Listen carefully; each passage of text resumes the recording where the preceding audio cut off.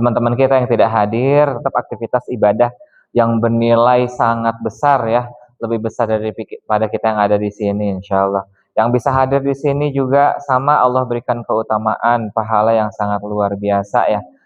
Pertemuan kita di kesempatan kali ini menjadi wasilah kita untuk mendapatkan syafaat dari baginda Rasulullah SAW kelak, amin ya. Menjadi juga sarana kita untuk menolong hati kita yang mungkin saat ini sedang ada gangguan-gangguan, amin. Menjadi wasilah kita untuk mendapatkan rezeki-rezeki terbaik, amin ya. Menjadi wasilah kita untuk segera melunasi hutang-hutang kita, untuk segera mendapatkan hajat yang kita inginkan, ya segala sesuatu yang Allah berikan kepada kita yang menambah kesolehan untuk kita semuanya, amin. Ya, bukan justru sesuatu yang semakin menjauhkan kita dari Allah. Ya, insya Allah ya. Pekerjaan kita bikin kita nambah soleh. Pernikahan kita bikin kita nambah soleh-solehah ya. Tadi pekerjaan juga bikin soleh dan solehah juga. Rezeki, gaji kita bikin nambah soleh dan solehah juga, insya Allah. Karena seringkali hidup itu bukan tentang banyaknya, tetapi tentang barokahnya, insya Allah ya. Nah, di kesempatan kali ini tadi tuh ya, kita mau membahas tentang burnout ya Bang ya. Berarti kalau gitu ada sebuah pemahaman yang dia menjadi pondasi ya Bang ya, yang ternyata pondasi itu dia tidak cukup kuat menahan ekspektasi kita yang gagal, ya enggak? Ya. Nah, jadi burnout itu adalah sebuah kondisi di mana kita mikir sampai kepanasan, akhirnya karena terlalu panas dia jadi burnout, jadi gosong. Gitu ya. Kalau udah gosong itu udah agak susah ya enggak? Ya Bang ya. Mau dimakan pahit ya enggak? Ya, teman-teman ya. Terus juga mau diolah lagi nggak bisa ya, kan udah jadi areng ya gitu, udah gosong tuh semuanya ya. Nah cuma itu tadi barangkali ya di sini ada beberapa hal yang sejatinya kita perlu pahami lebih lanjut. Pertama, dalam kondisi apa kita bisa burn out ya, penyebabnya itu bagaimana, terus juga ketika itu sudah terjadi, apa yang mesti kita lakukan? Ya, ya Bang ya. Ya di sini kan alhamdulillah sini muka-muka Gen Z semua ya. Insya Allah nih kayaknya masih ada 17 ke bawah semua sih kalau lihat sih ya. Masya Allah ya. Iya, pada awet muda semuanya ya. Gitu. Nggak ada pori-pori kelihatan sedikit juga nggak ada di Bang ya. Kalau kita pegang pipinya langsung kepleset tangan kita Bang ya. Kulit-kulit bayi semua di sini alhamdulillah ya enggak? Ya teman-teman ya. Orang-orang yang skincare-nya pakai air wudhu gitu Bang, Masya Allah. Ya kan? Ya, begitu habis wudhu, oh langsung ya glowing ya enggak? Pas batal langsung kelihatan semuanya Bang. Ya, aduh enggak gitu ya teman-teman ya. Air wudhu mah insya Allah melekat sempurna semuanya ya. Insya Allah. Nah, jadi kondisi yang seperti itu teman-teman. Bahkan sebenarnya ada beberapa hal yang barangkali kita juga akan terjebak di dalamnya ya. Pertama, cuma kadang-kadang orang tuh nggak berani ngaku Bang.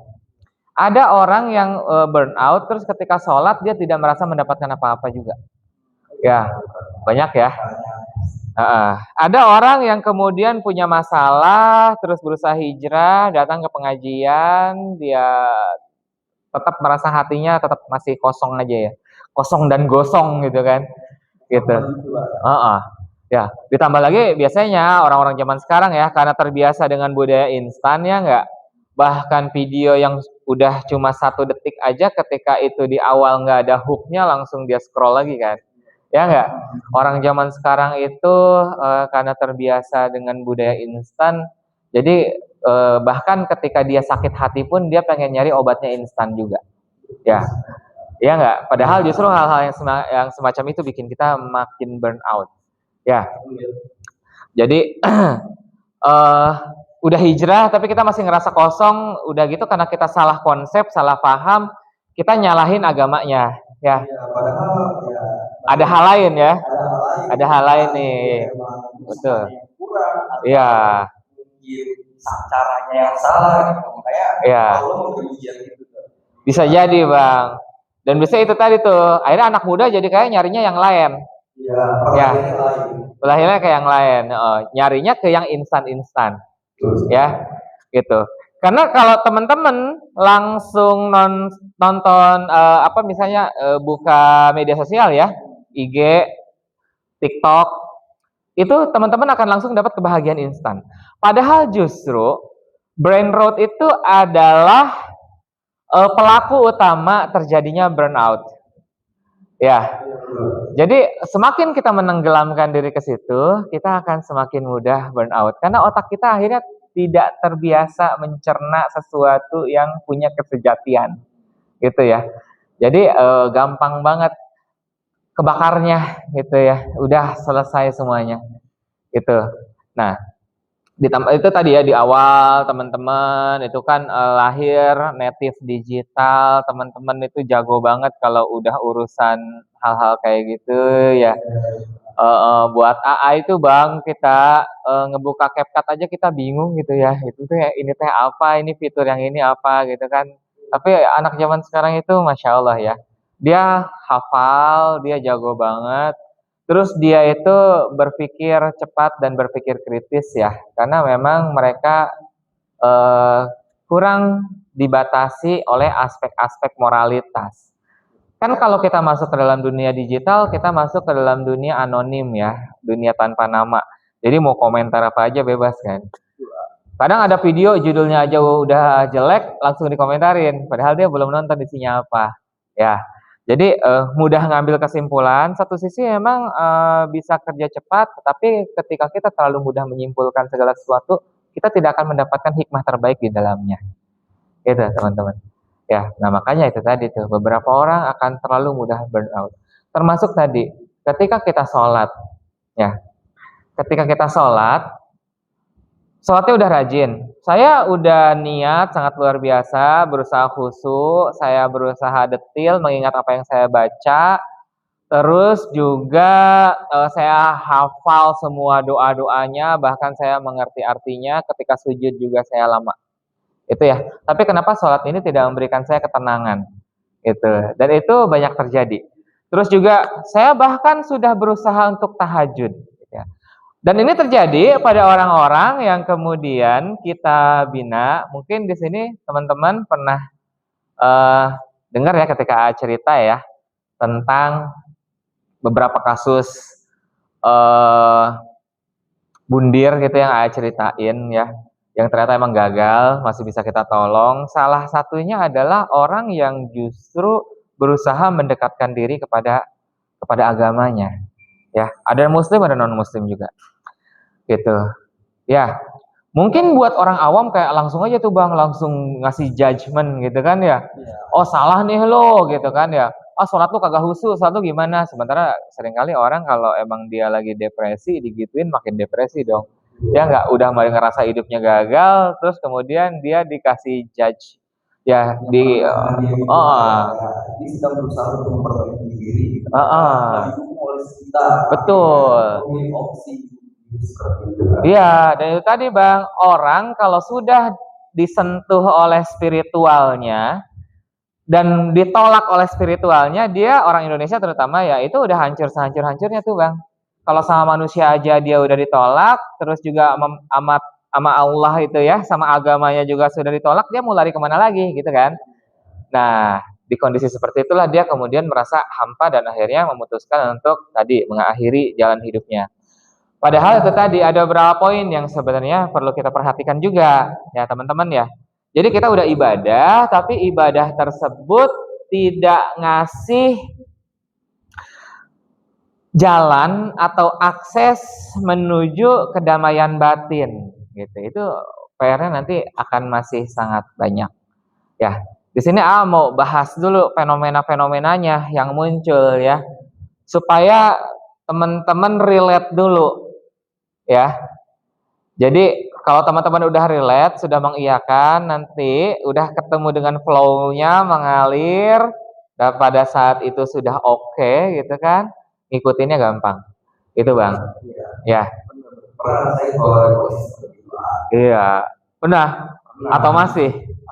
Udah nggak sih? Ya. Alhamdulillah udah keluar. Oh iya. Alhamdulillah Bang. Karena anak zaman sekarang, selama kita, bukan anak zaman sekarang aja, orang tua zaman sekarang juga, selama kita masih menonton video pendek, terutama yang lucu-lucu ya, lebih dari 2 jam setiap hari ya, selama kita masih suka butuh validasi dari orang lain berdasarkan jumlah like, selama kita masih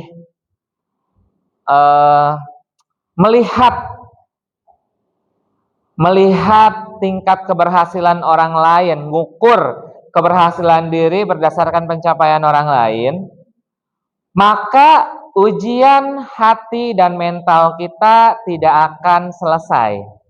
Mau usia kita udah 40 tahun, udah 50 tahun, kalau kita masih ada di momen tersebut, ya, kita akan kembali lagi. Ya. Betul. Mau sholat tahajudnya 12 rakaat juga Bang. Ya.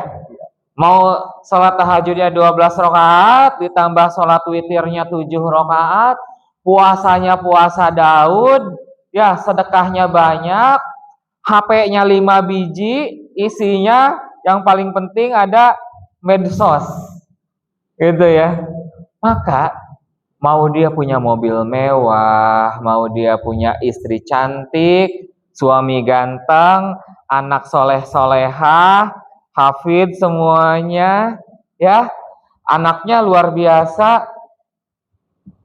Ketika masuk pesantren, berapa tahun kemudian orang tuanya dikasih mahkota, biasanya gitu kan, masuk pesantren tahfiz, wisudanya itu si anak ngasih mahkota ke orang tuanya, kayak gitu kan.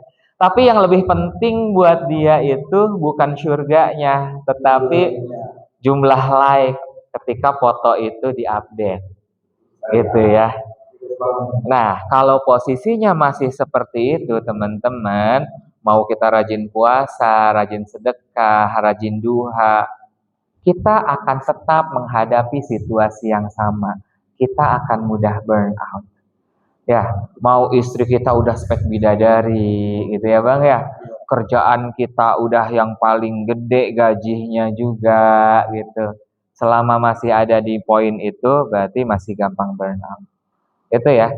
Karena itu tadi, termasuk juga sama Bang, kondisi ibadah kita juga kalau tadi ya, ada nanti akan kita bahas nih, kenapa sih sholat pun tidak bisa mengangkat hati kita pada level yang baik, gitu ya.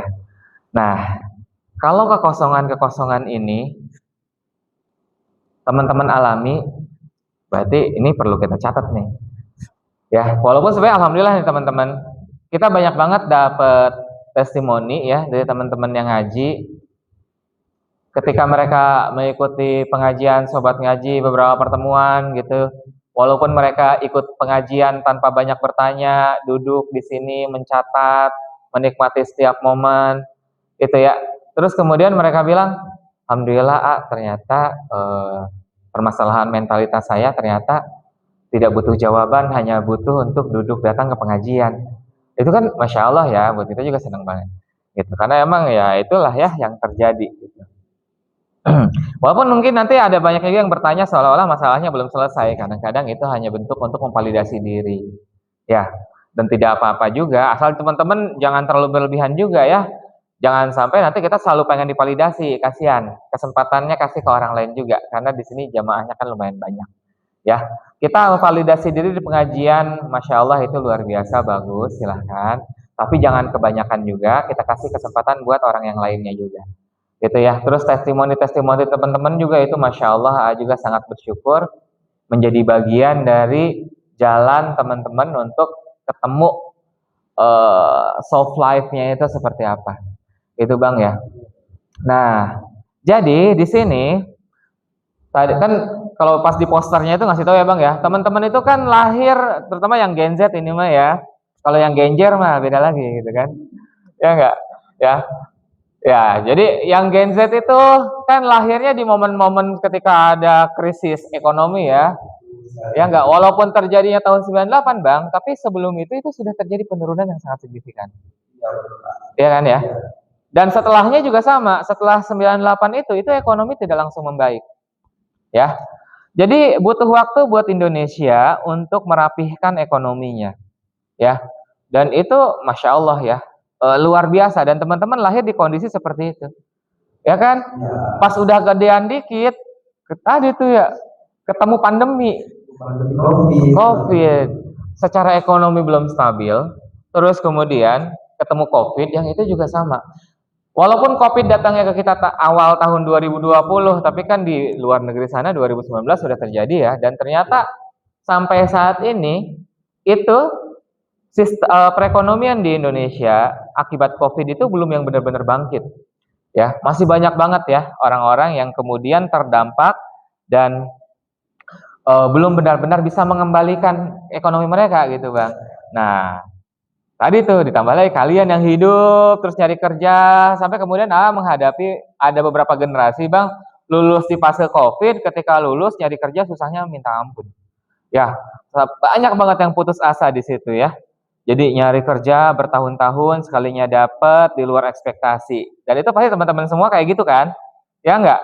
Ya, akhirnya mereka tidak lagi berpikir bekerja dengan kemampuan yang linear, yang penting kerja aja. Ya, dan itu banyak terjadi ya. Gitu Bang. Nah, mayoritas ternyata Gen Z itu hatinya masih nolak, sehingga akhirnya dia tidak benar-benar menikmati pekerjaannya. Dan itulah yang akhirnya membuat batinnya menjadi lelah lagi. Ya, jadi ada beberapa kondisi-kondisi yang kemudian ini dihadapi oleh generasi di bawah kita, adik-adik AA gitu ya, anak-anak AA gitu ya. Mungkin juga di sini ada juga jamaah yang anaknya justru ya, anaknya Gen Z, terus juga adiknya Gen Z. Itu mereka berada pada situasi seperti itu dan sudah sangat luar biasa. Terkesan sederhana sebenarnya, tapi itu impact-nya sangat berbeda. Ditambah lagi karena kondisi ekonomi yang luar biasa, orang tua akhirnya punya pemikiran yang kurang tepat dalam mengasuh anak. Anak itu investasi akhirat iya, tapi investasi dunia bukan. Ya, tetapi faktanya banyak sekali orang tua yang menjadikan anaknya investasi dunia. Ya Bang. Jadi langsung ngasih tahu ucapan-ucapannya itu bukan lagi nyuruh ayo nak belajar supaya kamu punya kemampuan yang bagus. Tapi nak sekolah supaya kamu bisa dapat kerja enak gitu. Ya. Oh iya, anak pertama ya. Langsung ya Bang. Anak pertama ditekan dengan cara itu Bang. Anak tengah ditekan dengan ditiadakan kehadirannya. Anak bungsu ditekan dengan dianggap beban. Jadi sebenarnya semua anak di fase ini itu punya ujiannya masing-masing, gitu ya. Karena orang tuanya juga lelah menghadapi ekonomi yang nggak maju-maju, ya. Jadi apakah salah orang tua juga? Nggak sepenuhnya full salah orang tua. Mereka hanya sedang lelah, sudah membiayai anaknya, capek juga, terus juga banting tulang, Masya Allah luar biasa. Mereka ngebandingin dengan kondisi sebelum COVID dan kondisi setelah COVID, kok nggak ada kemajuan. Itu bikin lelah Bang secara batin. Itulah kenapa orang tuanya Gen Z menekan ke bawah. Gitu kan. Terus kondisi yang lain lagi terjadi. Kemapanan saat ini itu berada pada situasi yang benar-benar tidak stabil. Ya Bang. Betul. Generasi AA masih diwariskan tanah untuk ngebangun rumah. Itu memang kalau warlock ya, warga lokalnya enggak. Ya. Kalau merantau mah susah ya. Nah, tapi setidaknya yang merantau di generasi AA, harga rumah masih masuk akal untuk melakukan cicilan yang usianya masih ada di usia hidup. Gitu. Tapi kalau generasi zaman sekarang kerja, pertama mereka tidak punya warisan tanah untuk dibangun, ya. Yang keduanya, harga cicilan rumah yang ready itu di luar dari kesanggupan gaji mereka. Ya, walaupun misalnya ya gaji UMR, tapi kalau cicilan rumahnya itu 5 juta kan habis. Ya Bang, Apalagi beberapa tahun baru lunas ya. beberapa tahun baru lunas. Jadi artinya mereka hidup hanya untuk memenuhi cicilan rumah, bukan buat makan. Gitu kan? Dan itulah kenapa eh Gen Z ini dia memiliki eh apa ya? Pemikiran yang buntu. Karena memang dia tidak ketemu solusinya. Gitu ya. Dan akhirnya burnout-nya ke situ. Ya, sekiranya ini dipahami oleh para orang tua gitu kan ya. Jadi kita benar-benar bareng-bareng, terus dipahami juga oleh teman-teman yang sedang ada di fase ini. Jadi di sini kita berusaha untuk mendewasakan mentalitas kita dulu. Ya, karena mendewasakan mentalitas jauh lebih penting daripada kita mendewasakan finansial yang saat ini cukup berat. Ya, akhirnya orang yang tadi ya berusaha mendewasakan berusaha mendewasakan finansial, tapi mentalnya tidak dewasa, terkesan materialistis, ya. Dan itu dibentuk karena tadi itu mereka hidup di zaman yang tadi tidak membangun solusi terhadap apa yang mereka penuhi, gitu Bang. Ini berat ya, ini berat, ya. Ini cukup berat buat teman-teman. Jadi permasalahan yang seperti itu juga itu sangat luar biasa, ya. Dan ini terjadi karena memang ternyata kenaikan penghasilan itu walaupun naiknya tiap tahun, tetapi kebutuhan naiknya sampai 10 kali lipat gitu Bang. Dan itu terjadi saat ini. Itu ya. Iya, relate kan? Dan teman-teman sekarang baru tahu ya, ternyata ada sebuah fakta yang tanpa teman-teman sadari itu sedang mengikis, merongrong mentalitas teman-teman, bikin teman-teman burn out, terus-terusan berpikir gila gitu kan. Ya, gitu. Misalnya, mohon maaf ya, kita lihat 10 tahun terakhir, 10 tahun terakhir 2016 UMR masih ada di kisaran harga yang mirip. Ya enggak? Misalnya sekarang UMR anggap aja ya, karena siapa tahu salah. Biasanya UMR 5 juta. Di 10 tahun terakhir juga UMR di kita itu sekitar 5 juta juga, ya nggak Bang? Ya, tapi di zaman itu kita 50.000 bisa beli beras misalnya ya. Bisa beli beras itu 5 liter gitu misalnya ya. Tapi kalau untuk sekarang ternyata nggak begitu. 50.000 mungkin kita hanya bisa beli 1 liter. Itu. Ya nggak? Itu ya. Itu kita baru berbicara beras yang ternyata dalam 10 tahun terakhir kenaikannya sampai 5 kali lipat. Ya. Jadi kalau kita melihat hal semacam itu, oh iya. Dan di sini kita harus berpikir juga.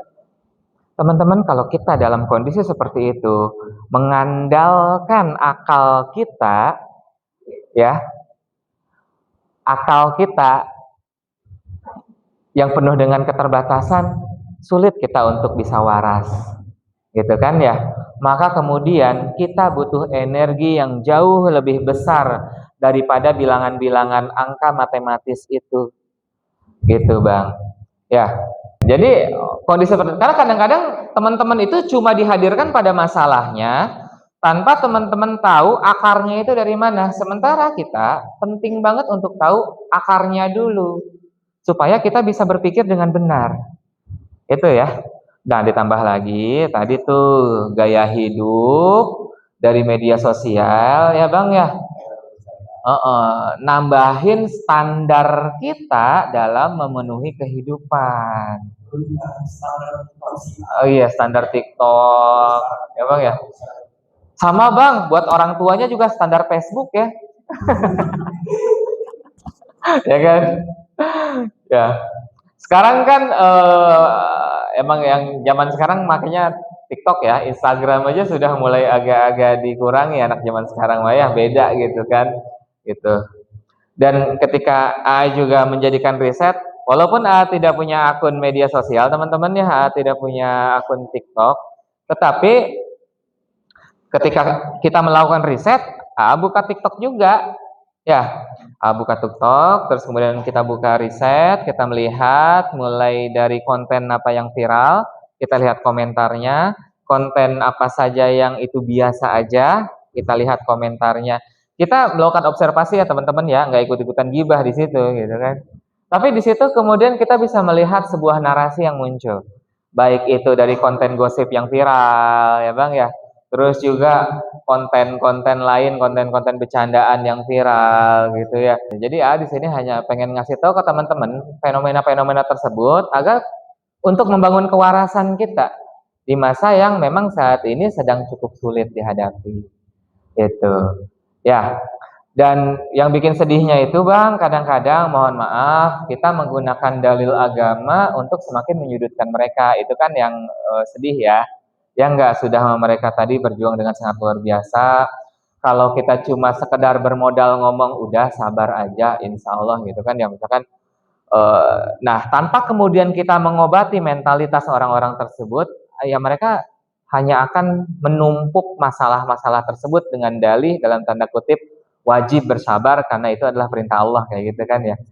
Padahal kan manusia akan punya level kesabarannya masing-masing dan itu nggak bisa kita salahin ya gitu. Ada orang yang baru hijrah level kesabarannya masih setipis tisu gitu misalnya kan, ya memang segitu adanya gitu ya, perlu kita apresiasi juga ya. Ada orang yang hijrahnya sebenarnya udah lama tapi ketika akhirnya diuji dengan masalah B gitu ya, dia runtuh juga. Bisa jadi dia diuji masalah A, C, D, dia kuat-kuat aja Bang. Ya nggak? Betul ya? Ada orang ditimpa masalah ekonomi biasa aja, ditimpa masalah kesehatan biasa aja, tapi ditinggalin anak istri, langsung runtuh. Gitu kan ya? Ya nggak? Diputusin ditinggal calon pengantin gitu kan ya? Sakit banget. Kayak gitu kan, macam-macam ya. Ada lagi yang urusan cinta dia biasa aja Bang. Enggak sih gue kayaknya biasa aja. Tapi ternyata urusan cinta selesai dihantam dengan permasalahan ekonomi, runtuh juga. Kayak gitu. Ya. Begitupun dengan kesolehan kita. Ya. Cuma, nah di sini teman-teman, hal yang paling kuat itu yang tidak akan diintervensi atau terintervensi, tidak akan mudah untuk goyah. Itu adalah kekuatan tauhid kita. Itu ya, yang kita bangun dengan cara yang kuat dan kokoh. Jadi kita itu tidak membangun tauhid dengan simbol-simbol, tetapi membangun tauhid dengan kecintaan yang murni, tulus, tanpa ada tendensi apapun. Ya. Dan itulah yang dibutuhkan oleh orang-orang yang gampang burn out Bang. Gitu. Ya, jadi obatnya itu harus ke sono. Ya. Kalau nggak ke sono, kita akan sangat mudah rapuh. Sangat mudah rapuh, teman-teman. Termasuk tadi tuh ya, sholatnya juga sama. Sholat kita juga akan sangat mudah rapuh. Di kondisi yang memang membuat kita sangat luar biasa. Ya. Nanti macam-macam. Makanya penyakit-penyakit anak zaman sekarang itu banyaknya nyerang penyakit mental ya. Overthinking, insecure. Ketika ini udah nggak terobati, insecure-nya udah terlalu akut, overthinking-nya udah terlalu akut, nanti masuk ke halu. Itu Bang ya. Ya, nanti depresinya halus banget Bang. Depresinya itu halus. Makanya kemarin kan sampai ada yang viral ya. Ternyata dia jalan-jalan ke luar negeri pakai bahan penelitian yang ternyata itu buatan dari AI. Itu kan viral banget ya. Itu kan dan itu mereka berani banget. Itu sebenarnya teman-teman, kalau kita melihat dalam sudut pandang kesehatan mental, itu orang yang sudah sampai berani menipu banyak orang untuk kepentingan pribadi, itu mentalnya udah rusak. Mentalnya itu udah nggak waras sebenarnya itu.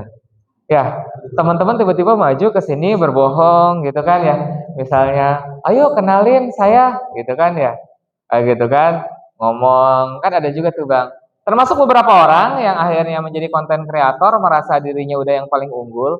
Gitu kan ya, ngaku-ngaku, ayo teman-teman ikuti saya nanam saham di sini, terus juga beli Bitcoin dan lain sebagainya. Trading seolah-olah mereka udah sangat hebat banget ya. Padahal ternyata mereka masih sangat pemula di situ. Dan ternyata mereka kaya, ya mereka kaya, padahal berasal dari orang tuanya.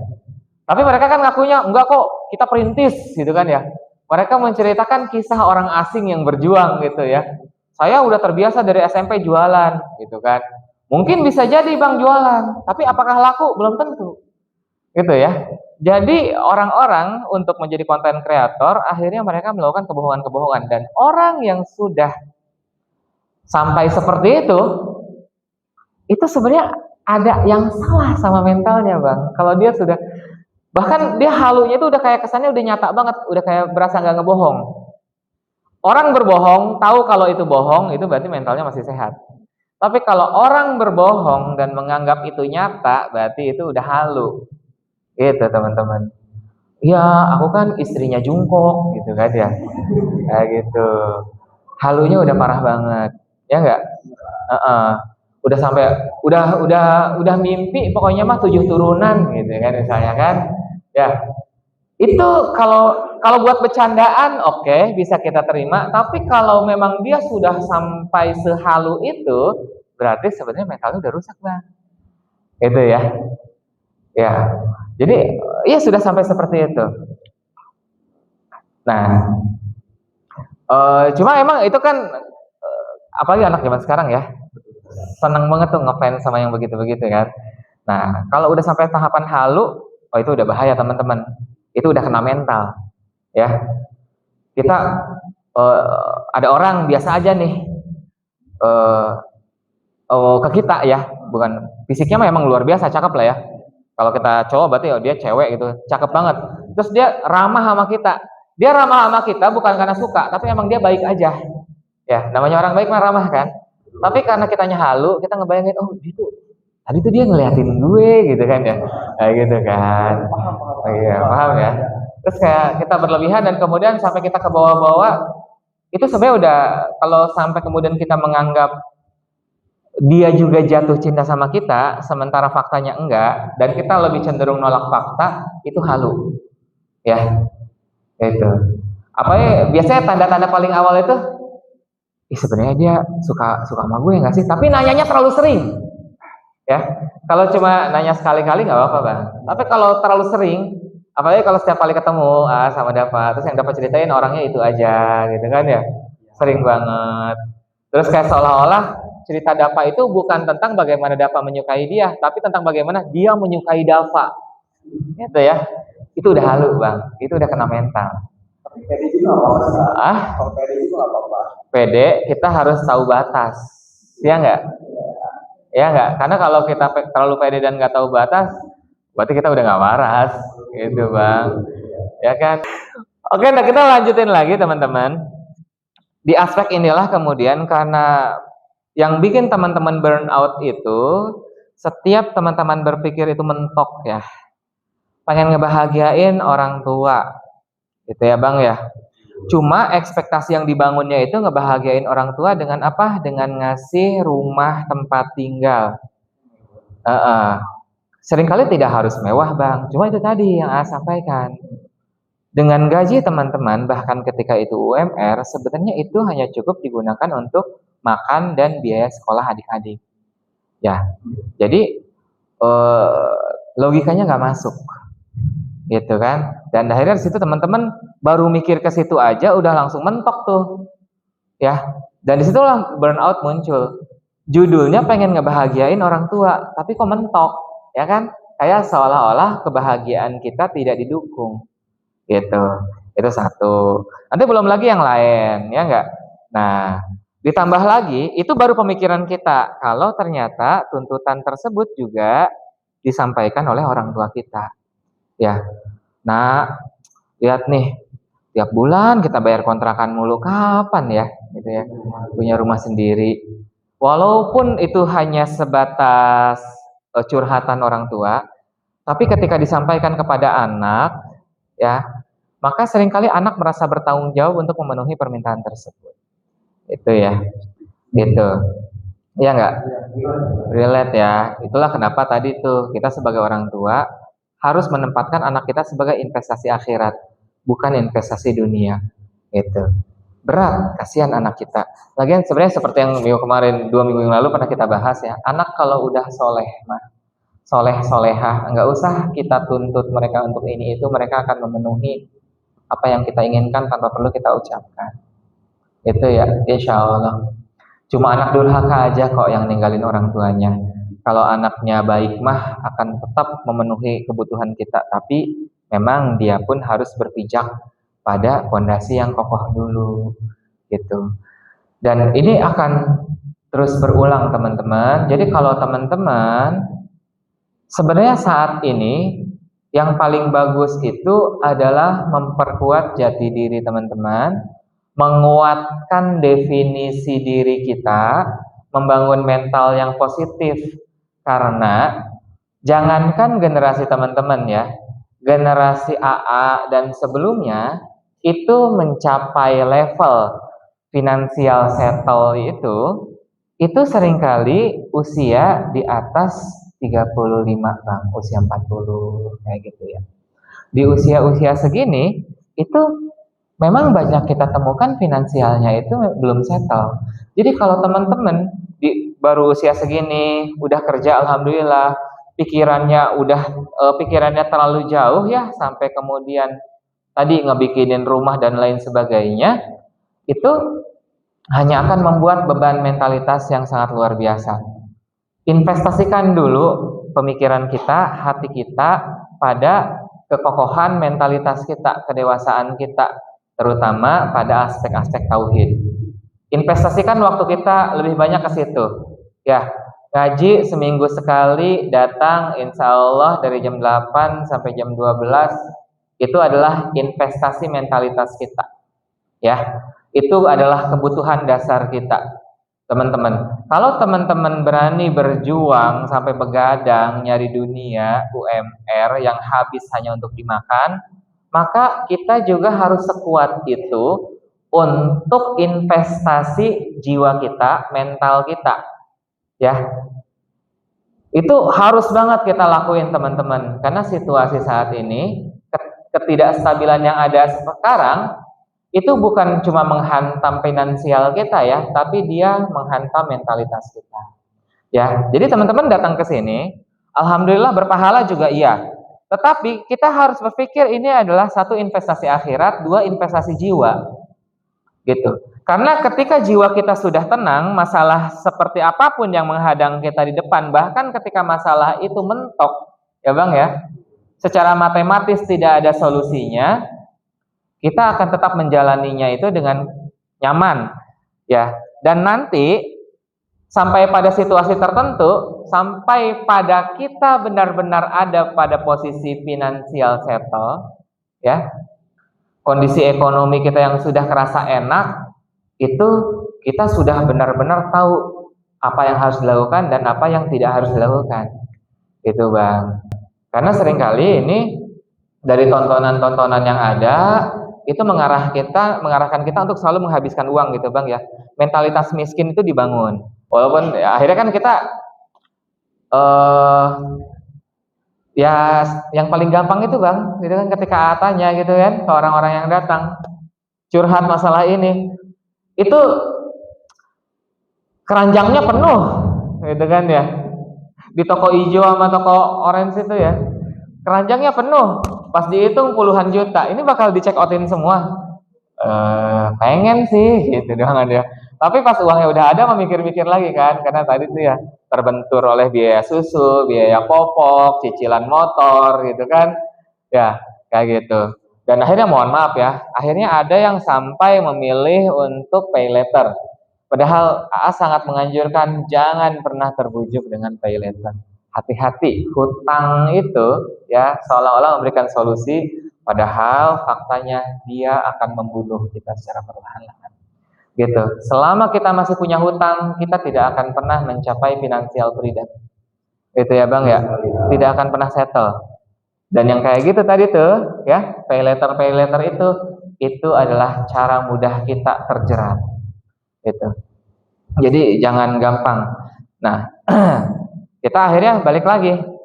Kenapa sholat tidak membuat kita mendapatkan kenyamanan dan kedamaian, teman-teman. Karena kita hanya menganggap ibadah itu sebuah ritual atau simbol saja, gitu. Dalamnya kosong. Ya, kenapa Imam Syafi'i menyuruh kita untuk mendeklarasikan niat, Bang? Ya, karena keilmuan beliau yang sangat luar biasa. Beliau tahu kondisi hati kita itu perlu dikuatkan sehingga niat itu perlu diafirmasi, ya, di hati kita, di kepala kita, dan di mulut kita. Jadi secara ruh kita sudah siap niat dalam hati. Pikiran kita juga kita tetapkan, kita paksa dia untuk mengirimkan sensor tersebut dalam bentuk kata-kata yang keluar dari mulut. Itu ya, untuk menegaskan bahwa kita mau sholat dan kita minta sholat, dan kita tidak sekedar pengen sholat, tapi kita pengen dapat kebahagiaan ketika kita sholat. Berapa orang di sini yang ketika sholat itu benar-benar berdoa? Satu, sholatnya pengen khusyuk. Dua, sholatnya adalah membuat dia bahagia. Jarang, Bang. Seringkali kita hanya menganggap sholat itu sebatas ritual. Kita nyaman sholat itu ketika sholatnya udahan. Alhamdulillah sudah sholat zuhur. Enak deh kalau udah sholat itu. Iya nggak? Ya, gitu kan ya. Bahkan seringkali itu jadi ucapan yang paling religius. Alhamdulillah udah sholat isya gitu, kita tulis gitu misalnya. Alhamdulillah semalam bisa sholat tahajud gitu kan. Kita jarang yang benar-benar menikmati proses sholatnya itu sendiri, Bang.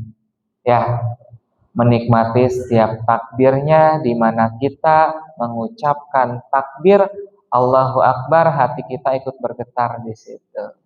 Dan getaran itu nyampe ke seluruh tubuh kita. Jarang kita benar-benar merasakan pengalaman sensorik ketika kita takbir itu, Bang, ya.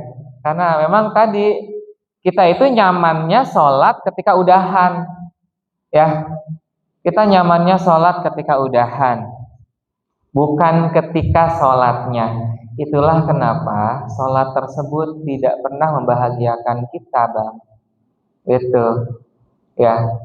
Karena itu tadi ya. Dan ini padahal ternyata yang butuh itu saya, iya. Yang butuh sholat khusyuk itu saya. Yang butuh bahagia dengan sholat itu saya. Ya. Beberapa orang cenderung ketika pun punya masalah, nangisnya itu setelah sholatnya, bukan pada saat sholatnya. Itu kan ya. Padahal justru momen di mana Allah mengabulkan doa Nabi Zakaria pada saat apa? Pada saat Nabi Zakaria berdiri, Bang, habis takbir. Gitu. Nabi Zakaria tuh pengen banget punya anak ya. Pengen banget punya anak, udah kemana-mana, Masya Allah, ibadahnya udah kemana-mana kan. Sampai kemudian Nabi Zakaria setelah mendatangi keponakannya, ya, Siti Maryam, beliau kaget, ini Siti Maryam, kan harusnya yang bawain makanan itu beliau ya, gitu. Tapi ternyata udah ada makanan-makanan enak dan ini berkali-kali gitu kan. Nabi Zakaria nanya, ini makanan dari siapa? Gitu ya. Siti Maryam dengan polosnya menjawab, ini dari malaikat Jibril. Kok bisa begini? Akhirnya mereka membahas berdua.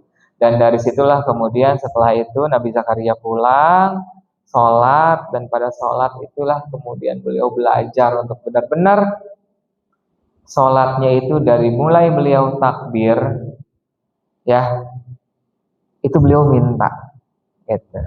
Ya, jadi ketika sebelum sholat tuh kita niat, ya Allah, saya pengen khusyuk sholatnya. Ya Allah, saya pengen bahagia ketika saya sholat, gitu, teman-teman.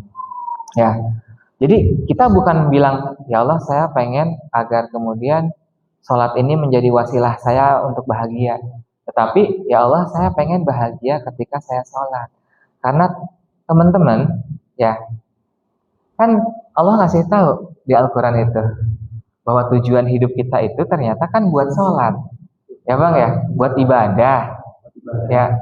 Oh, iya, itu bang. Wa ma khalaqtul jin wal ins illa liya'budun. Bahwa sesungguhnya Allah itu nyiptain kita manusia dan jin itu cuma buat sholat, buat beribadah. Karena ternyata sebenarnya justru kebahagiaan kita itu ada di situ. Jadi sholat atau ibadah itu bukan alat untuk bahagia, tapi itulah kebahagiaannya sendiri. Tapi kan definisi kita terganti ya. Kebahagiaan kita adalah ketika kita bisa beli tas bagus, ya enggak? Beli sepatu, oh branded gitu kan ya, dan yang kayak gitu-gitu. Nah ini terasa berat. Jadi nanti ketika kita sudah berbahagia dengan sholat, maka kita akan berbahagia dengan hal yang lain, bang. Bahkan ketika pun baju kita tidak harus mewah, baju kita tidak harus branded, kita bisa bahagia. Karena buat kita kebahagiaan itu sesederhana mengangkat tangan takbir ke hadapan Allah, kayak gitu, dalam takbiratul ihram kita, kayak gitu. Itu kan ya. Dan itulah yang akan benar-benar membahagiakan kita. Gitu. Kalau manusia sudah bisa bahagia dengan sholatnya, maka dia akan bisa bahagia dengan apapun. Gitu. Ya. Jadi tadi ya, kalau mau dicatat silahkan. Kalau manusia sudah bisa bahagia dengan sholatnya, maka dia sudah akan bisa bahagia dengan apapun. Jadi standar TikTok sudah tidak lagi penting buat kita. Ya bang ya.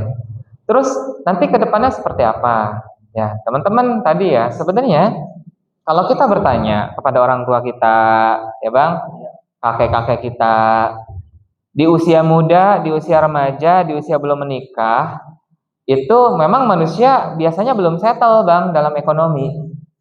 Ya, bahkan salah satu ciri kiamat itu ya disebutin nanti akan ada banyak orang-orang muda yang kaya atau orang-orang kaya muda. Ini ada dua definisi. Pertama, emang anak muda yang langsung kaya. Yang keduanya adalah kekayaannya itu terlalu muda. Dalam artian cepat dapat, cepat habis. Gitu. Itu salah satu ciri kiamat, ciri akhir zaman. Dan sekarang mayoritas orang-orang seperti itu juga ya. Dan itu kan disebabkan oleh hal-hal yang instan ya bang ya. Iya kan? Betul kayak gitu teman-teman ya. Karena memang manusia itu jenuh.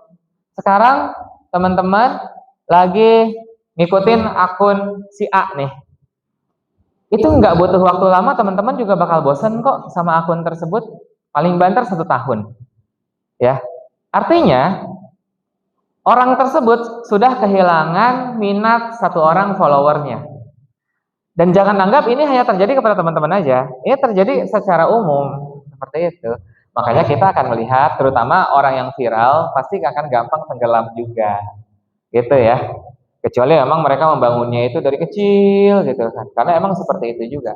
Nah, jadi kita bisa settle itu nanti seperti itu teman-teman. Tanya orang tua kita, bisa jadi mayoritas mereka settle secara finansial setelah punya anak yang kedua, ketiga, dan keempat. Bahkan seringkali hidupnya masih morat-marit ketika mereka punya anak yang pertama. Ya, itu adalah faktanya demikian gitu bang. Kalau kita nanya ya, bahkan orang kaya sekalipun, yang ini orang kaya, ini orang kaya, mereka menikah, tahun-tahun pertama mereka akan selalu berada pada kondisi yang tidak stabil. Karena memang seperti itu mah sunatullahnya ya. Nah, makanya tadi ketika teman-teman belum menikah tapi sudah berpikir terlalu jauh, itu hanya akan menghancurkan pola hidup teman-teman sendiri. Karena insya Allah sebenarnya mah ya seiring waktu kondisi kita itu akan stabil berdasarkan waktu. Dan kalau kita paham ke situ, ternyata sabar itu worth it. Tapi kalau kita memang tadi ya lagi capek-capeknya hidup, dinasehatin suruh sabar, kan berasa nggak worth it banget ya. Ya nggak? Tapi kalau kita paham, oh ternyata kita hanya perlu menjalaninya aja. Yang penting Allah ada di hati, seiring berjalannya waktu, sebenarnya kondisi kita akan semakin membaik. Itu bang. Karena kita juga akan dipengaruhi oleh bagaimana cara kita berpikir. Ya, seringkali bukan tentang gaji kita yang naik, tetapi tentang mentalitas kita yang berkembang. Dulu, waktu masih gadis, masih bujang, punya uang 1 juta, dipakai buat beli sepatu. Habis bang, satu doangan. Gitu ya. Itu. Ya. Padahal sepatu itu juga, ini sepatu buat mendukung ini nih, hobi maraton gitu ya bang ya. Dipakai maraton 3 bulan, langsung ini juga bang. Langsung hancur, soalnya dia terlalu intens. Mau mereknya apa gitu kan ya, kualitas internasional dipakai atlet juga tetap ya, tetap hancur juga kalau dipakainya 3 bulan kayak gitu intens. Tapi ketika kita sudah punya kedewasaan dalam berpikir, kita punya uang, kita akan lebih berpikir jangka panjang ke depan. Ya, apakah saya butuh beli sepatunya sekarang? Apakah saya butuh mempertahankan hobi maraton? Apakah uang ini jauh lebih dibutuhkan sekarang atau ke depannya? Gitu. Sehingga dalam mengelola uang yang sama, sikap kita akan berbeda dan itu hanya butuh waktu. Jadi, kedewasaan finansial kita itu bukan bagaimana cara kita mengeluarkan uangnya gitu, Bang. Tetapi bagaimana cara kita menyikapinya.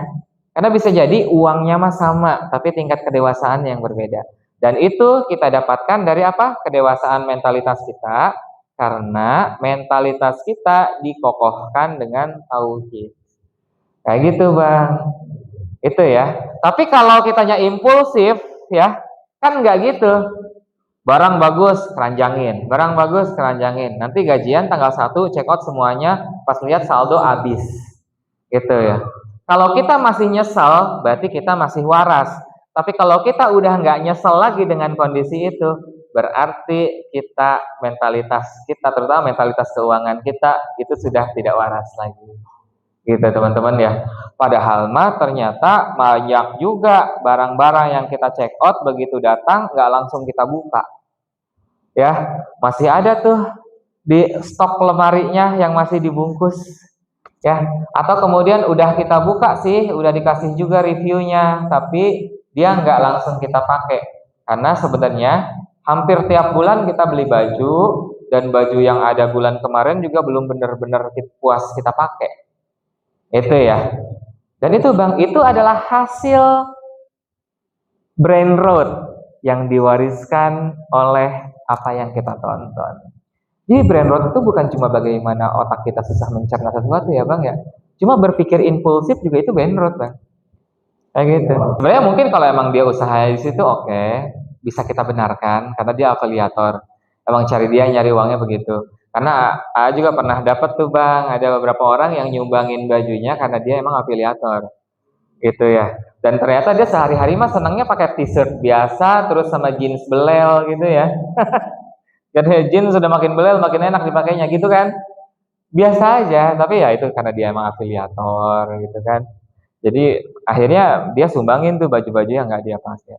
Dan kita juga sama, ketika kita beli baju, pas kita buka lagi lemari, ternyata baju yang kita beli 3 bulan lalu baru dipakai sekali, dan ternyata dia tidak kalah bagus dengan baju yang ada di keranjang e-commerce kita. Kalau memang kita mau berpikir dewasa. Tapi kalau kita berpikirnya impulsif kan enggak ya. Itu, nah makanya itu tadi Bang. Berpikir impulsif itu sangat berbahaya teman-teman ya. Jadi tanpa berpikir lebih lanjut gitu kan, beli gitu ya, tanpa kemudian kita batasi gitu. Nah kalau kita punya kedewasaan tadi itu ya, jadi bisa jadi gajinya sama, tetapi cara kita mengelolanya yang jauh lebih dewasa membuat kita cenderung memiliki pemahaman yang bagus, dan itu tadi akhirnya kita pun jadi tidak mudah untuk burn out. Itu ya Bang.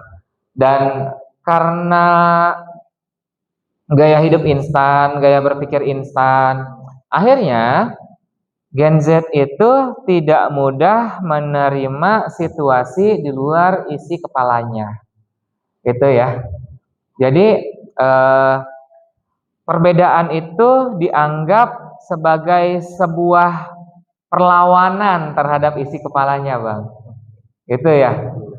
Jadi dan inilah yang perlu kita jadikan catatan. Padahal manusia selama kita berinteraksi, bahkan kita berinteraksi pada kembaran kita sendiri pun kita akan menemukan perbedaan. Ya. Dan artinya di sini kita harus benar-benar membiasakan kita dengan perbedaan-perbedaan yang ada. Itu ya. Kita punya pemikiran A, teman kita punya pemikiran B. Itu biasa aja. Bahkan nanti pada hal yang paling ultimate, kita punya ekspektasi A, Allah punya takdir B. Pada saat Allah memberikan takdir yang berbeda dengan ekspektasi kita, kita tidak merasa sedang dimusuhi oleh Allah. Kita tidak merasa sedang diberikan takdir yang jelek. Gitu ya. Tapi kan itu tadi ya, kadang-kadang kita cuma karena nggak lulus masuk perguruan tinggi yang kita suka, itu ya Bang ya, kita langsung down ya, langsung merasa dunia menolak kita, itu. Padahal sebenarnya itu adalah cara untuk mendewasakan kita dan bertemu dengan versi kita yang jauh lebih baik, gitu. Kita pengennya masuk biologi, tapi ternyata Allah itu memperkenankan kita masuk kimia. Walaupun mungkin tidak untuk menjadi seorang ahli kimia, tetapi lewat jalan tersebut akan membuat kita bertemu dengan hal-hal yang kita butuhkan, Bang. Itu kan ya. Cuma kadang-kadang cara kita yang terlalu matematis itu yang membuat takdir tersebut terasa menyeramkan. Itu ya. Dan kita juga belum yang benar-benar, kadang-kadang ya, kalau emang teman-teman sudah ikut tes minat bakat, barangkali emang udah pas kan. Tapi kadang-kadang kan kita inginnya itu karena memang pengen ngelihat karena itu keren aja, ya kan? Cuma itu tadi. Jadi seringkali Allah itu kan selalu memberikan yang terbaik buat kita sesuai dengan versinya kita. Ya. Walaupun kadang itu terjadi di mana tidak sesuai dengan ekspektasi kita.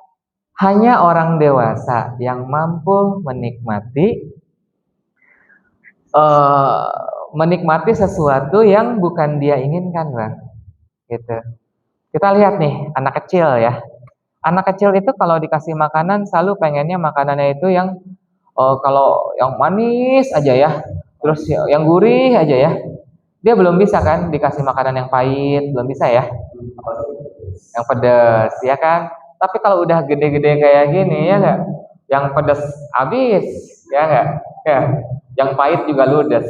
Ya kan? Karena memang kita sudah cukup dewasa untuk bisa menikmati yang pedas, untuk bisa menikmati yang pahit. Itu. Ya. Sementara mereka belum cukup dewasa untuk menikmati itu. Jadi pengennya dikasih yang manis-manis aja. Nah, otak kita pun sama kayak gitu, teman-teman. Mental kita pun sama kayak gitu, teman-teman. Kalau kita ya belum bisa menikmati pedasnya kehidupan, pahitnya kehidupan, getirnya kehidupan, artinya kita belum cukup dewasa. Gitu. Ya, tapi kalau kita udah cukup dewasa, nanti ya ketemu pasangan ya, alhamdulillah banyak banget positifnya pada aspek ABCD. Tapi kita harus yakin bahwa pada aspek E, F, G, H, I, J, K, L, M, N, O, P, Q, R, S, U gitu kan. X, Y, Z itu buruk semua. Gitu. Ya, karena kita dewasa, kita bisa menikmati kekurangan pasangan kita, pahitnya pasangan kita, getirnya pasangan kita. Sama juga tempat kerja. Ya, pada aspek A, B, C, D, E, F, G ya, ternyata sampai huruf Y itu bagus semua, Bang. Ya, cuma satu jeleknya yang Z, tapi yang Z-nya itu ada di angka 99%. Gitu kan ya. Kalau memang kita punya kedewasaan, kita akan tetap berada di sana insya Allah. Itu kan ya. Alasannya bukan karena nyari kerja mah susah. Gitu ya. Nanti kalau gue berhenti dari sini susah lagi buat nyari kerjaan lagi, atau udahlah kalau nggak kayak gini nggak bisa ngasih makan anak istri, nggak bisa memenuhi hidup, bukan. Tapi alasannya adalah karena saya bisa menikmati semua ini, gitu ya Bang ya. Gitu. Alasannya seperti itu, Bang. Ya. Jadi itu tadi, nanti kan kita akan ngeliat nih orang-orang ya, laki-laki ganteng, perempuan cantik, menikah, viral, ujung-ujungnya cerai. Ketika mau orang Korea itu, Apa? yang mau Korea itu. Ya mau orang Korea Utara, mau orang Korea Selatan, gitu kan ya. Mau nikah sama orang Indonesia juga, sama orang Barat, gitu kan. Poinnya adalah kalau kita tidak bisa menerima keburukan pasangan kita akan bercerai, Bang. Ya, karena perempuan cantiknya sementara, laki-laki gantengnya sementara, ya kan? Ya, iya, Bang.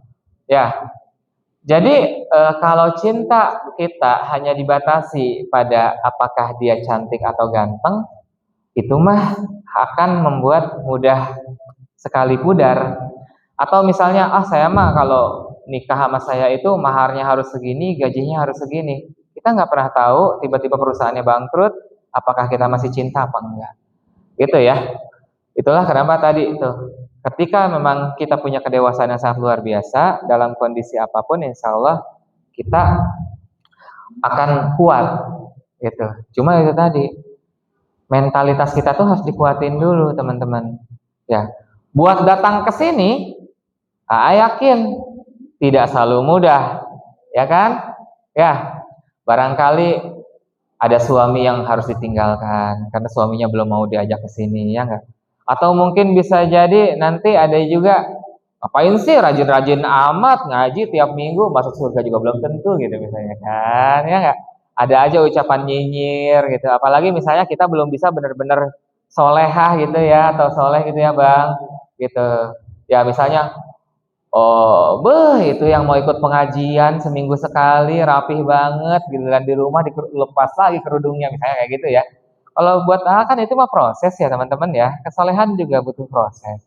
Tidak apa-apa kalau misalkan kerudungannya baru kesini asal perempuan ya, kalau laki-laki emang jangan kerudungan juga. Gitu kan. Ya, nggak apa-apa, nggak ada masalah. Lu udah ikutan ngaji sering juga, sholatnya masih berantakan gitu misalnya kan. Nggak apa-apa, justru ngaji itu adalah cara kita memperbaiki diri. Apakah langsung jadi soleh kan belum tentu. Ya, masih butuh waktu nggak apa-apa, yang penting on the track. Terus ya banyak juga, entah nanti mungkin motornya mau dipakai, ya. Terus juga tiba-tiba disuruh orang tua minta diantar ke sini, apalagi ini hari Minggu kan, gitu misalnya ya Bang ya. Tidak selalu mudah, tapi teman-teman bisa istiqomah itu luar biasa. Itu ya. Dan tadi ketika kita memilih Allah lebih besar daripada yang lain, artinya kita memutuskan kebutuhan inti mana yang kita dahulukan. Gitu. Itu kan keren banget teman-teman ya. Kalau kita sudah mendahulukan Allah daripada yang lain, itu kita sudah level kedewasaan mentalitasnya sudah sangat luar biasa. Walaupun jangan sampai nyinyir ya. Karena misalnya mohon maaf nih, kadang-kadang kita suka terjebak. Orang udah hijrah, merasa dirinya besar, memandang orang lain di bawah dia, itu jangan sampai terjadi sama kita. Justru itu juga sama, hijrah yang seperti itu berarti mentalnya juga belum tumbuh.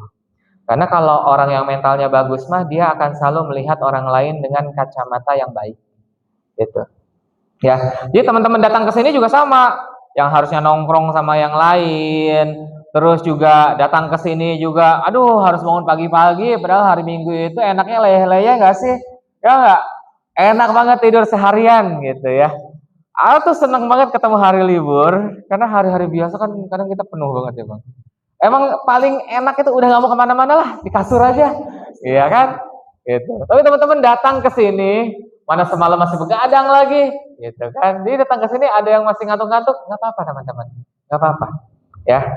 Karena tadi ya perjuangan kita, ini adalah perjuangan kita untuk menyehatkan mentalitas kita dan itu worth it. Itu. Karena kalau mental kita udah sehat, yang namanya burnout itu hanya sekedar kata buat kita. Dia tidak akan mempengaruhi seperti apa kita. Gitu ya Bang ya? Ya insya Allah. Itu.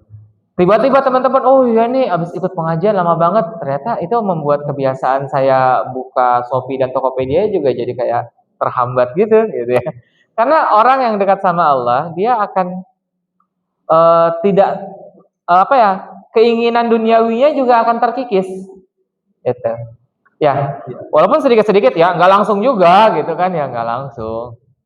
Nikmati aja, pelan-pelan. Dan itu perubahan yang kuat, yang kokoh, yang mengakar adalah perubahan yang terjadi sedikit-sedikit. Bukan perubahan yang langsung. Ya makanya A juga kalau punya binaan nih Bang, dia langsung berubah, A justru sangat mewanti-wanti Bang.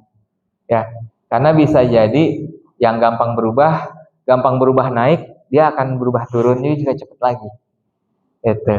Apalagi anak-anak zaman sekarang. Habis disemangatin luar biasa, langsung luar biasa ya, kayak gitu. Pengen tuh praktekin semuanya kan sama dia, gitu. Ya, gitu. Ketika dia bilang, ketika tadi kita ngebahas bahagia itu adalah sholat itu sendiri, dia langsung tuh Bang. Padahal tadi ya mungkin bahkan kita membangun cinta kepada Allah pun butuh waktu.